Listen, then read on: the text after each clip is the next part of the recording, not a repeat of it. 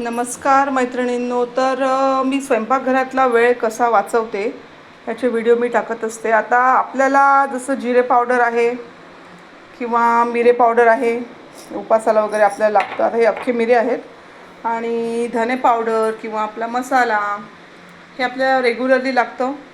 तर आता समजा आपल्याकडे ह्या गोष्टी सारख्या म्हणजे आठवड्यातून एकदा करा वगैरे असं आपल्याला टाईम नसतो.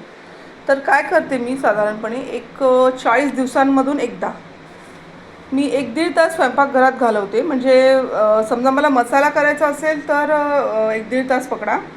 जर नुसतं जिरे पावडर, धने पावडर आणि मिरे पावडर करायचं असेल तर 1 तास मॅक्झिमम. 1 तास मी घालवते स्वयंपाकघरात दर 40 दिवसांनी. एवढा 1 तास तुम्ही काढा आणि असं जिरं बारीक करून ठेवा, आपले मिरे बारीक करून ठेवा आणि धने बारीक करून ठेवा. फक्त 1 तासामध्ये तुम्हाला जी रोजची तुमची चव आहे अन्नाची ती वाढेल, तुमचं आरोग्य वाढेल, तुमची चिडचिड कटकट होणार नाही, त्रास वाचेल आणि या सगळ्या गोष्टी मॅनेज होतील. तर म्हणजे शक्य तितका वेळ मी वाचवते. आपण आता तुम्ही हाऊसवाईफ असाल, नाही तर तुम्ही वर्किंग असाल, परिस्थिती सारखीच असते, वेळ कोणाच वेळ नसतो. तर वेळात वेळ काढून आपल्या कुटुंबाचं आणि स्वतःचं आरोग्य आपल्याला जपायचं असेल तर हे एवढं फक्त करून घ्या. जसं आज मी जिरा पावडर करणार, मिरे पावडर करणार, आज धने पावडर पण करणार आणि मसाला पण करणार आज. तर हा मसाला तर वर्षभर पुरतो. तर नुसतं धने पावडर पण वेगळं करणार आहे.